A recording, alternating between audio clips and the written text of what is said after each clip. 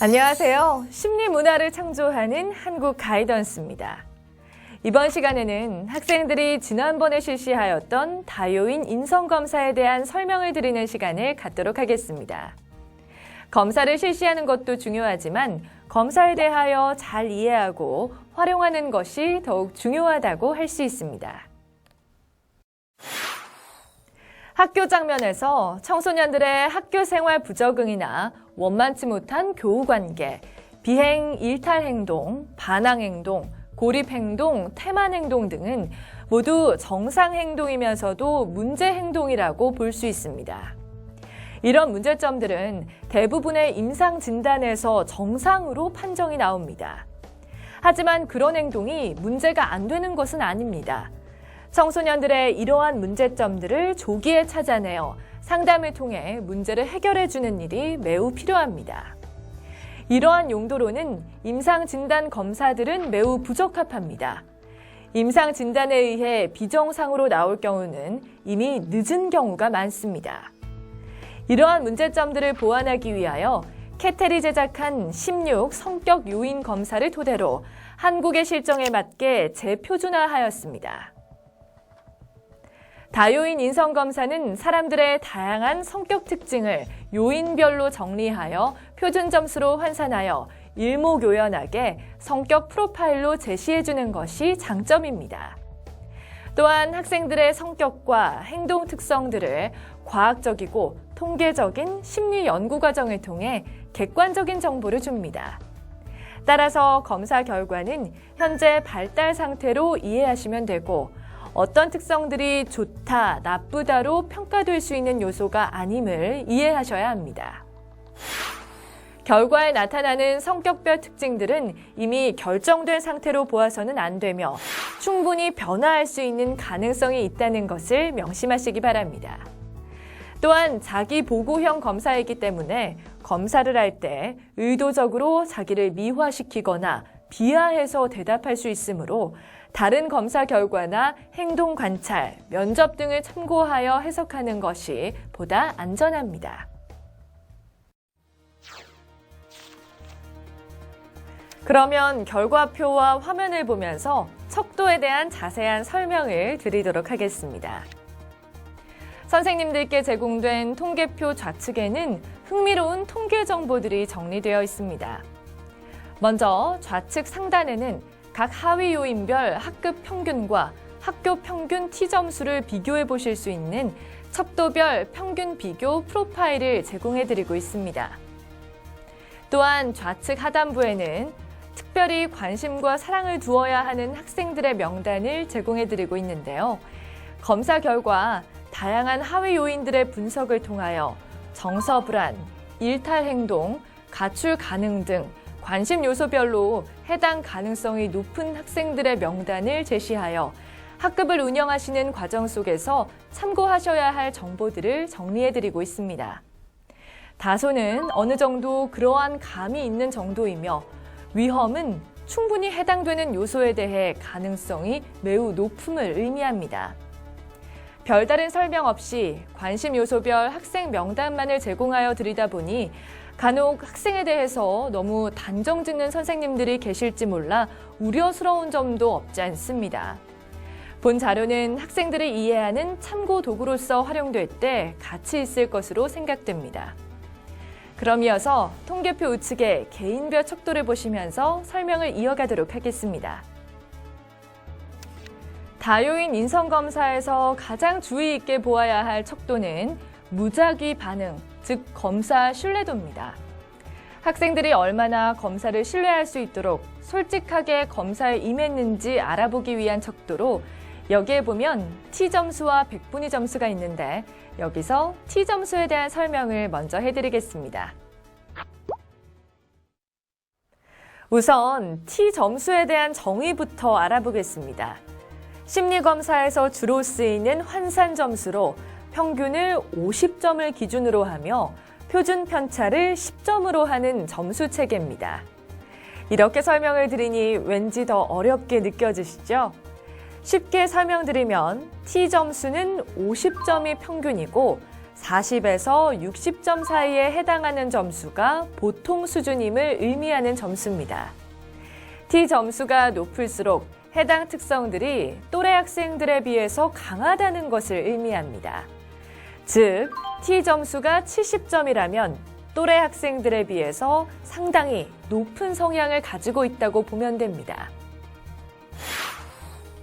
백분위 점수는 전체를 100명으로 보고 100명을 일렬로 세워서 순번을 부여할 때 본인보다 뒤에 있는 학생의 숫자입니다. 즉, A 학생이 백분위 점수가 80이라면 A 학생보다 뒤에 있는 학생이 100명 중에 80명이라는 것입니다. 다시 말해서 A 학생보다 앞에 있는 학생은 100명 중에서 20명뿐이라는 것이 됩니다. 즉, 백분위 점수도 점수가 높을수록 그 영역에 해당하는 성향이 많다는 것을 의미합니다. 그런데 이 표준화된 심리검사에서 백분위 점수보다 T 점수를 쓰는 이유는 백분위 점수는 극단으로 갈수록 점수의 폭이 급격히 커지기 때문입니다. 따라서 가능하다면 T 점수로 검사 결과를 파악하시는 것이 좋습니다. 심리검사에서는 주로 T 점수를 쓰지만 일반인들에게는 T 점수보다 백분위 점수가 친근하게 느껴지기 때문에 T 점수와 함께 백분위 점수를 제시하였습니다. T 점수 70점은 백분위 점수로 환산하게 되면 100점 중에 약 98점 이상의 굉장히 높은 점수입니다. 그만큼 자신을 솔직하지 않게 응답했다는 것을 알 수 있습니다. 나머지 경우에는 믿을 만한 데이터가 된다고 해석할 수 있습니다. 따라서 여기서 무작위 반응 점수를 보고 이 점수가 70점을 넘지 않았는지 확인합니다. 만일 70을 넘었으면 신뢰도가 낮은 경우, 즉 검사를 할 때 성의 있게 답하지 않은 경우이므로 검사 결과를 해석할 수가 없습니다. 자신의 다른 사람인 양 응답했다거나 문제를 자세히 읽지 않고 대충대충 응답하여 신뢰롭지 못한 결과의 가능성이 많은 경우라 할 수 있습니다. 선생님들을 위한 통계표에는 70점 이상일 경우 별표가 찍혀 있어 눈에 띄도록 표시하여 두었습니다. 반대로 30점 이하로 너무 낮은 경우는 너무 솔직하여 융통성이 부족한 경우가 될 수 있습니다. 다음은 1차 요인 척도입니다. 여기에서는 14가지 척도들이 설명되어 있습니다. 그중에 자아 강도, 자책성, 불안성을 제외한 나머지 척도는 지나치게 높거나 낮지 않다면 크게 문제되는 성격 특성이 아닙니다. 단지 행동 특성에 대해 현재 상태를 나타내고 있으며 얼마든지 변화될 가능성이 높습니다. 왜냐하면 성격적인 특성은 정답이란 없는 것이기 때문입니다. 예를 들어 외향적인 성격과 내향적인 성격의 경우를 비교하자면 서로 비교되는 부분이 있긴 하지만 한쪽에 치우친다고 해서 잘못되었다고 할 수 없습니다. 단지 그 해당되는 성격의 특성상 장단점이 있기 때문에 둘 중에 한 성향은 좋고 다른 성향은 나쁘다고 말할 수 없는 거죠. 그리고 알아두셔야 할 점은 여기 나와 있는 척도들은 점수가 높으면 이러한 성향이 강하게 나타나고 있다고 보면 되는데 T 점수의 범위에 따라 또래와 비교하여 보통인지 아닌지를 나타내어 줍니다. 따라서 해당되는 특성의 점수가 높으면 그만큼 그 특성이 강하고 점수가 낮다면 그 해당되는 특성이 약하다고 보면 됩니다. 그러면 1차 요인 척도 중 첫 번째 온전성에 대해 알아볼까요? 이 온전성은 쉽게 말하면 외향성과도 관련이 깊은 척도인데요. 높을수록 다정다감하고 사교성이 많으며 사람들을 만나는데 두려움이 없고 자주 어울리기를 좋아합니다. 반대로 온전성이 낮으면 조용하고 말이 적으며 여러 사람을 만나는 것을 좋아하지 않고 몇몇 사람과 깊이 있는 사귐을 갖기를 원합니다. 온전성의 점수가 지나치게 높으면 감정을 잘 통제하지 못할 수 있습니다. 반대로 지나치게 낮으면 사람들을 만나기를 꺼리며 하는 일에 의욕이 없을 수도 있습니다. 이러한 경우에는 사람들과 친근한 관계를 맺도록 노력이 필요합니다. 둘째로 자아 강도입니다. 자아 강도는 자신이 얼마나 정서적으로 안정되고 긍정적인 생각을 가지고 있는지 알아보는 척도입니다. 자아 강도가 높다는 말은 어려운 일이 있어도 쉽게 포기하지 않고 그 일을 해결해 보려고 노력하며 자신감이 넘치며 원만한 대인관계를 형성합니다. 반대로 자아 강도가 낮으면 자신감이 없으며 어떤 일에 쉽게 지치거나 포기하는 성향이 높음을 의미합니다. 자아 강도가 낮은 경우에는 어떤 일을 정하고 성취감을 맛봄으로써 자신감을 키울 수 있습니다. 셋째로 지배성입니다.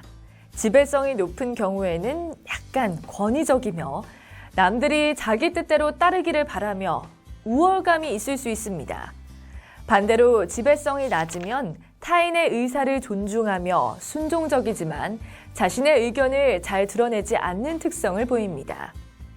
지나치게 높게 나올 경우에는 남에게 위협이나 공격적인 모습을 가지고 있지 않은지 또는 행동이 너무 거칠지는 않은지 생각해 보아야 하며 지나치게 낮으면 자신의 생각을 나타내는 훈련이 필요합니다.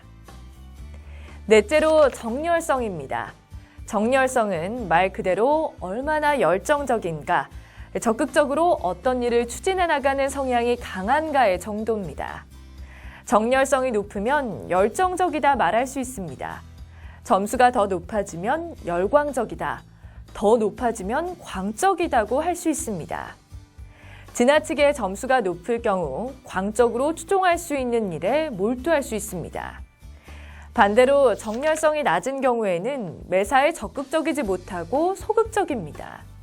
지나치게 낮으면 매사에 의욕이 없고 자신감이 없고 무력합니다. 이런 경우에는 에너지를 되찾기 위한 적극적인 자세와 행동이 필요합니다. 다섯째로 도덕성입니다. 도덕성은 얼마나 양심적이고 규칙이나 규범을 얼마나 잘 지키는가 알아보는 척도입니다. 점수가 높으면 양심적이고 규칙이나 규범을 잘 지키며 책임감이 매우 강합니다. 주어지는 일들을 세부적으로 실시하며 성실한 모습을 보입니다. 반대로 점수가 낮으면 편의적이고 자유분방하며 규칙이나 규범들을 잘 지키지 않고 자기 편한 대로 생활하려는 경향이 높습니다. 점수가 지나치게 높으면 강박적인 성향이 강해서 너무 꼼꼼하고 원칙대로만 처리하려고 하다 보니 행동이 느리게 나타나는 경향이 있습니다. 반대로 지나치게 낮으면 너무 방종적으로 행동할 수 있고 규칙을 전혀 지키려 하지 않는지 돌아보아야 합니다. 여섯 번째로 대담성입니다.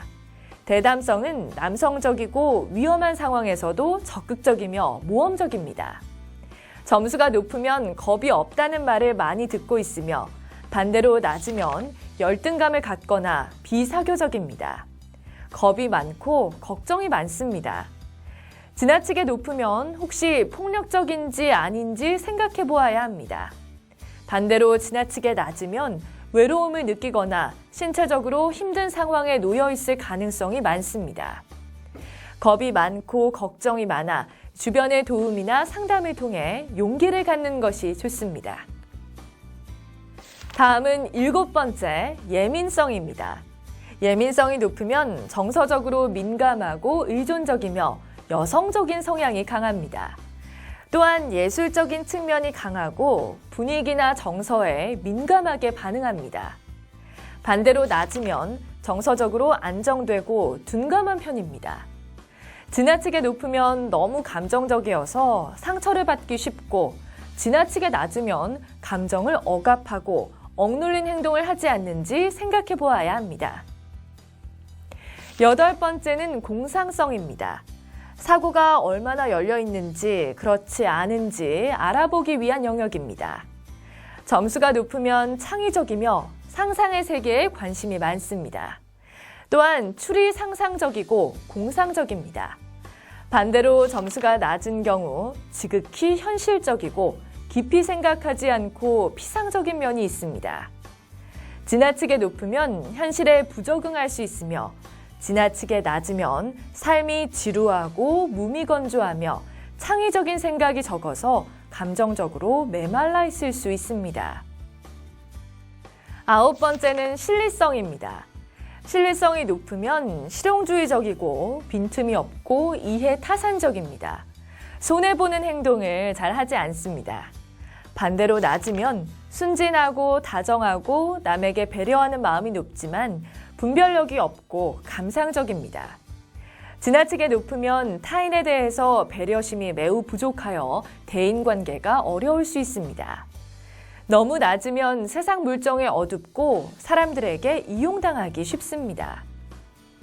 10번째는 자책성입니다. 자책성이 높으면 죄책감을 느끼는 정도가 높다는 의미인데 자기 확신이 부족하고 자기 비판적이며 부정적인 생각을 자주 품습니다. 반대로 낮으면 평온하고 자신감이 있으며 쾌활한 경향을 보입니다. 지나치게 높을 경우 자신을 매우 비하하고 우울감에 빠져 있을 가능성이 높습니다. 이럴 때 주변의 도움을 받을 필요가 있습니다. 반대로 너무 낮다면 상대방을 이해하는 공감 능력이 떨어져서 다른 사람의 불편함을 이해하지 못하는 경우가 많습니다. 11번째는 진보성입니다. 얼마나 진취적인 경향이 있는지 알아볼 수 있으며 현실 인식 정도를 나타냅니다. 높은 경우 지적 해결 문제나 변화나 개혁에 대한 관심이 높고 이를 추구하는 경향이 높습니다. 반대로 낮은 경우에는 전통을 중시하고 변화를 싫어합니다. 그리고 분석적인 일에 관심이 적습니다. 지나치게 높으면 비판적이며 공격적이고 충돌적일 수 있습니다. 지나치게 낮으면 융통성이 부족하여 판단력, 통찰력이 부족할 수 있습니다. 12번째는 자기 결정성입니다. 의사를 결정할 때 자기 중심적인지 상대방 중심적인지 알 수 있습니다. 높으면 자기 중심적이고 혼자 결정하고 판단하는 경향이 높으며 낮으면 다른 사람들과 함께 의견 교환을 통하여 결정하기를 좋아합니다. 지나치게 높으면 너무 자기 주장이 강하여 상대적으로 고립될 수 있으며 타인과 함께하는 시간이 필요합니다. 반대로 지나치게 낮으면 남에게 의존하는 경향이 있어서 자기 주도적이지 않습니다. 13번째는 자기 통제성입니다.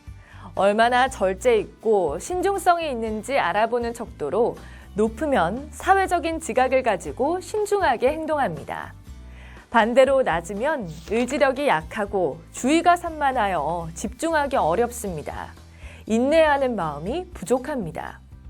지나치게 높으면 완벽주의 기질, 편집적 경향, 강박적일 수 있으며 여유가 없습니다. 반대로 지나치게 낮으면 스트레스에 약하며 충동과 불안에 대해서 통제하는 마음이 적습니다. 마지막으로 14번째는 불안성입니다. 정서가 안정적인지 그렇지 않은지 알아보는 척도입니다. 높으면 쉽게 긴장하고 불안해하며 좌절합니다. 반대로 낮은 경우 안정감이 높고 좌절감이 없습니다. 지나치게 높으면 불안 장애가 있을 수 있으며 걱정이 많습니다. 지나치게 낮으면 긴장해하지 않고 너무 억압된 감정이 숨겨져 있을 수 있습니다.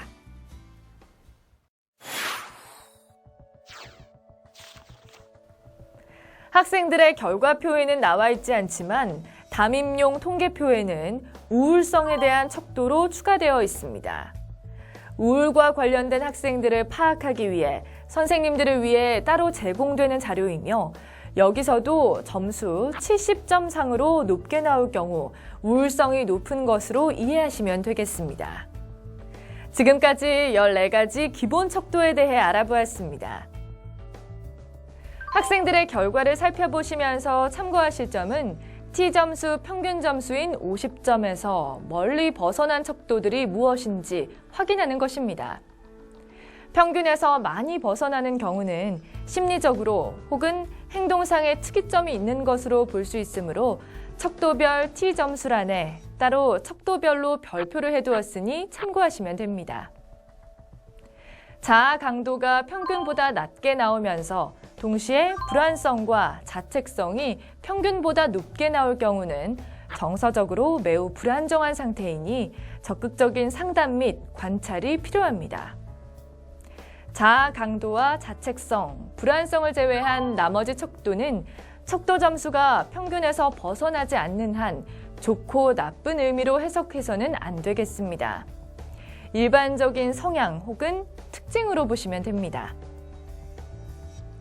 기본 척도 중에 여러 영역별과 연관된 요인별로 학생들의 어려움이나 특성을 알아볼 수 있습니다.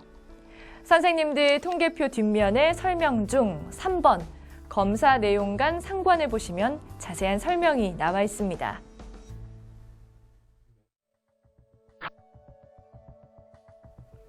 대인관계에 있어서 온정성, 지배성, 대담성, 실리성 등이 모두 낮게 나올 경우 사람들을 두려워하고 겁이 많고 소심하며 매사에 부정적이고 우울해하는 경향이 높습니다.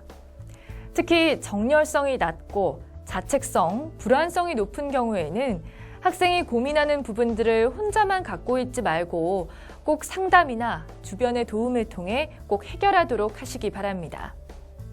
그리고 도덕성이 너무 낮고 자체성이 높은 경우에는 혹시 규칙이나 규범들을 너무 지키지 않고 마음대로 행동하지는 않는지 스스로 생각하게끔 하고 행동을 바로잡도록 해야 합니다. 또한 최상이나 최하의 점수가 나온 경우에는 그것이 최근에 충격적인 경험에 의한 것인지 아니면 보다 장기적인 원인이 내재된 것인지 개인 면담을 통해 알아보아야 합니다. 만일 이러한 점수가 나온 원인이 최근의 사건이나 상황 변화에 의한 것이라면 조속히 상담을 통해 이 부분에 대한 조치를 취해야 합니다. 하지만 이러한 점수가 보다 장기적인 원인에 의한 것이라는 판단이 서면 전문 상담기관에 의뢰하는 것이 좋습니다. 왜냐하면 이는 좀 더 구조적인 성격 문제와 연관된 것이므로 전문적 상담이 필요합니다.